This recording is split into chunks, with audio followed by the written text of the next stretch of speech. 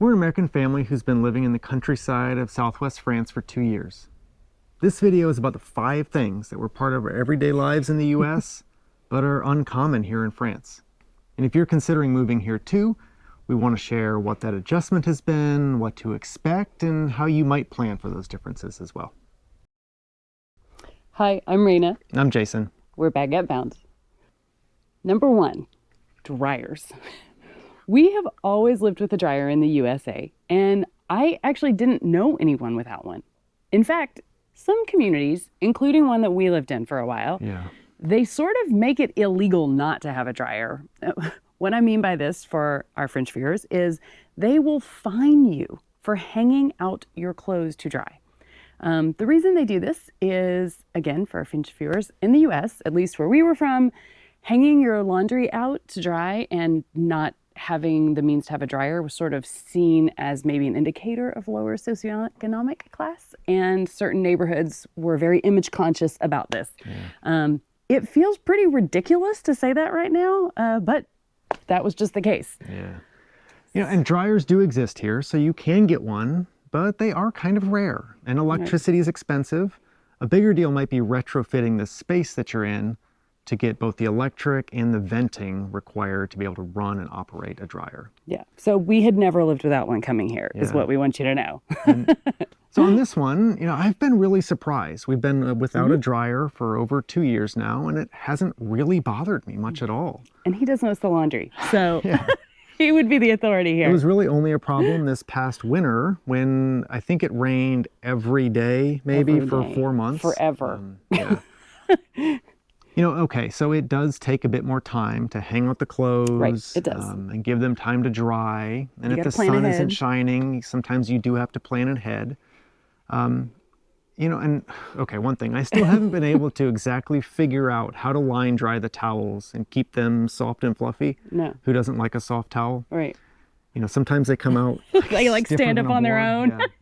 I know that the internet says that this is possible and that everyone can do it, and I've tried everything I can find, but the results are very mixed. We're still working on that. But so that said, it hasn't been bad. I kind of enjoy hanging out the laundry. And if you move here and you're adjusting to not having a dryer, there are a few basics. So one, try to have drying lines both inside and outside as possible. And if they're outside, if you could have them in a covered area to kind of be able to hide them from the rain or the moisture, that would be great.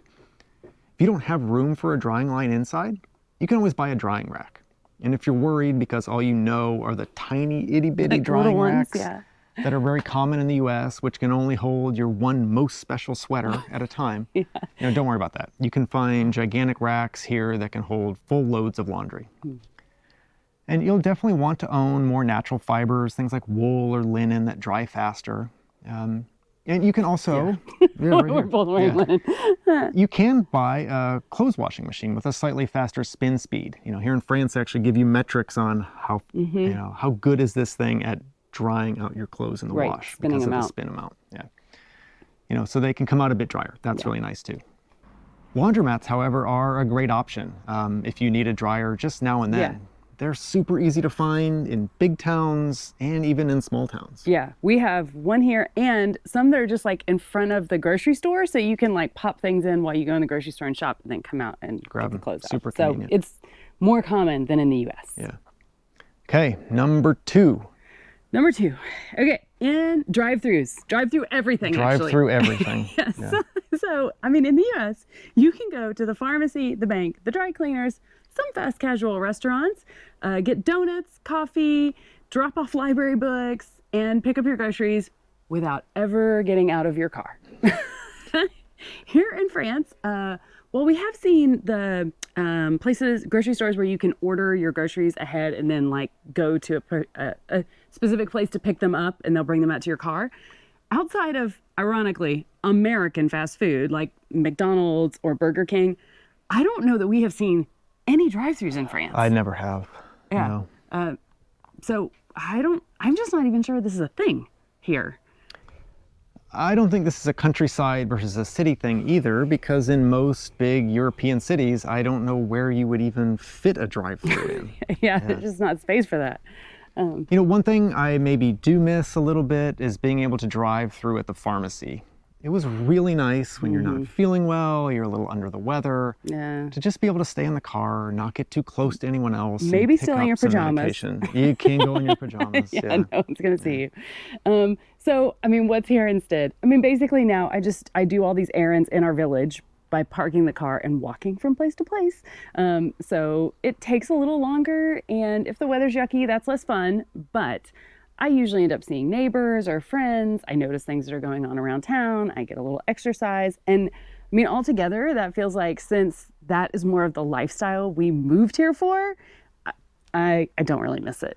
So, Yeah, it's generally great to be out and about like that. Yeah. And you know, the only tip maybe is that if you absolutely can't live without drive-throughs, there's no way to adjust here. It's just, you gotta stay in the You US gotta stay in with the your US. drive-throughs. yeah, McDo's the only thing you're going to get. Yeah. Okay, next up, number 3. This is a big one, air conditioning. You know, so in the US, we lived in Texas, where there are about 7 months of summer each year. Many, Or some days it feels like 10. days, yeah. Yeah. There's so many days at or around 100 degrees Fahrenheit, which is what, like 38 Celsius Yeah. or so. You know, and people who don't have air conditioning or AC, they literally do die in Texas during summer heat waves. Yeah, you It's not have just to have Texas. it. This is all over the US. Yeah.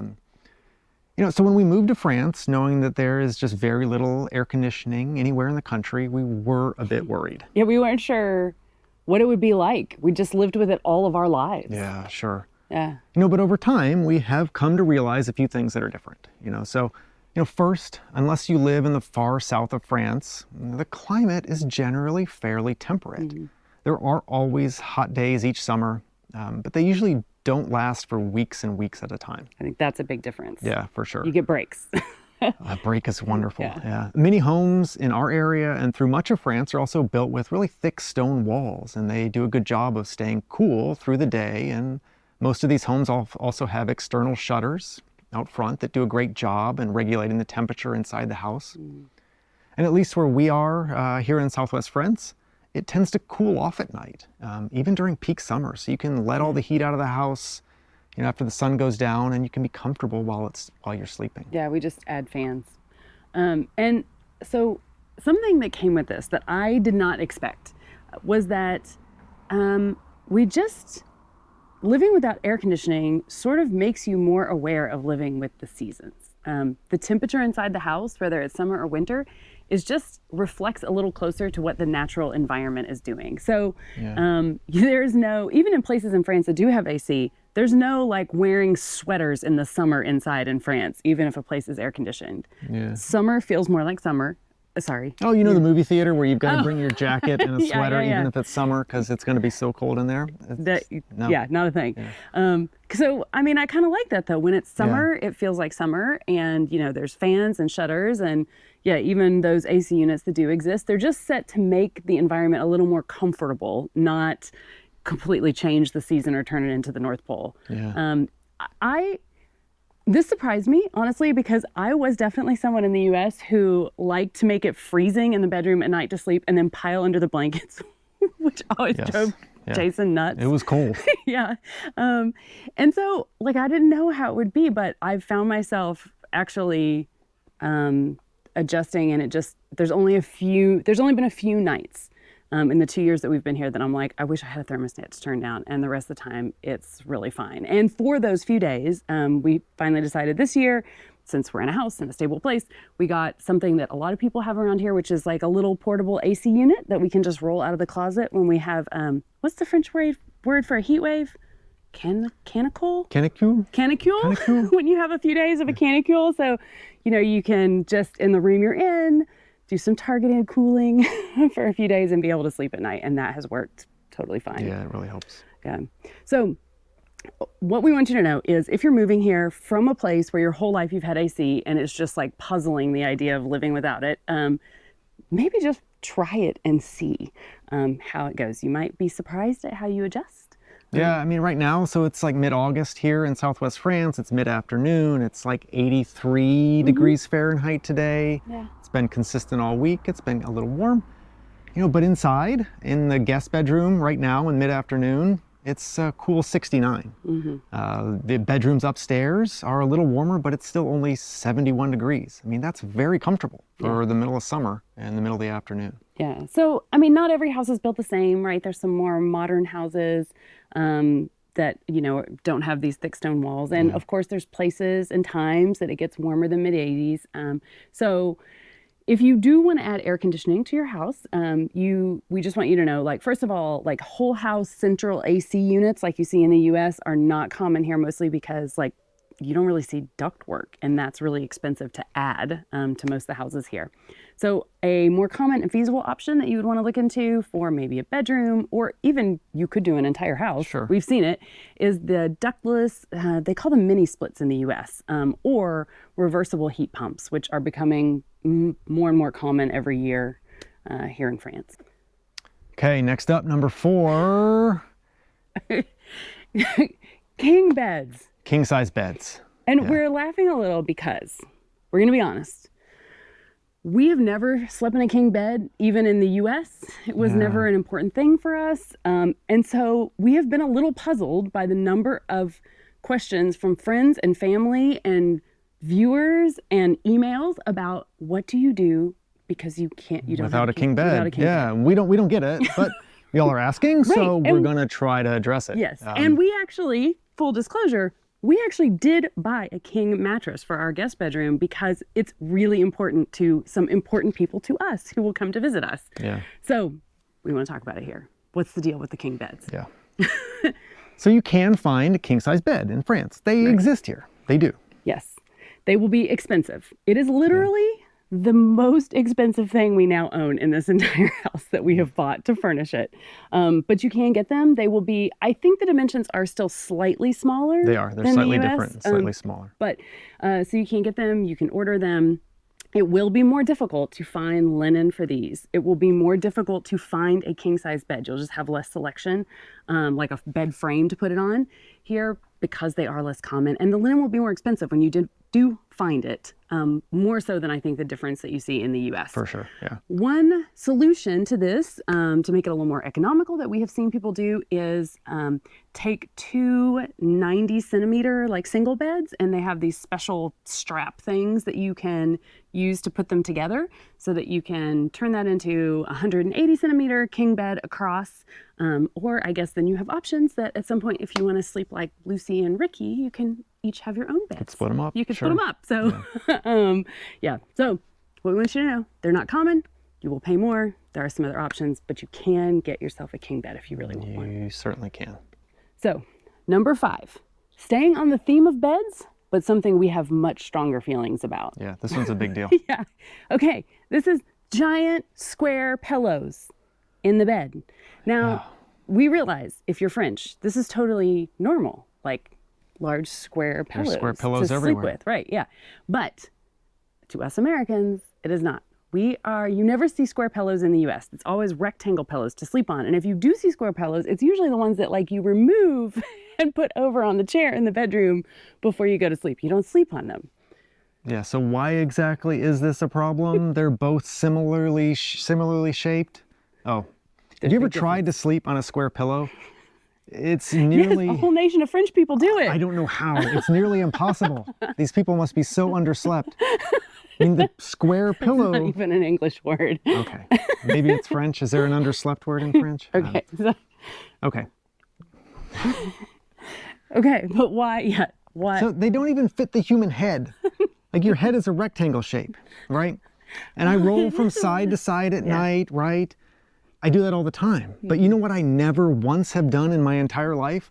Roll up over the top of my head to try to get onto the top part of the pillow.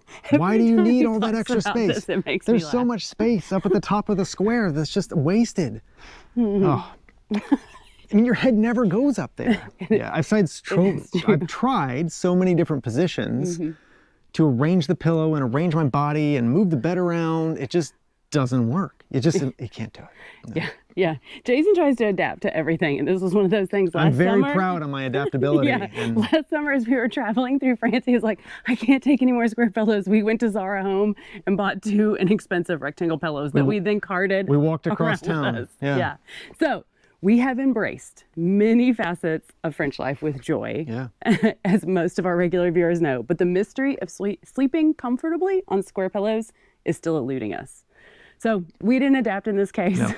We buy our rectangle pillows and then we hide them behind the square pillows so that we can fit in, but they're there. They are. Yeah. Yeah. So this hasn't been that hard to do. You can definitely find rectangle pillows in France. They might be a little less common, but you can still find them easily. You might have to look at 2 different places, but they're there. So don't be ashamed. If you're moving to France and you need a rectangle pillow, you will still be able to integrate. No one even has to know. Go buy yourself a rectangle pillow. Yourself a rectangle pillow. Do it. All right. So for more videos on living and adjusting to France, hit subscribe. Thanks for watching. A bientôt.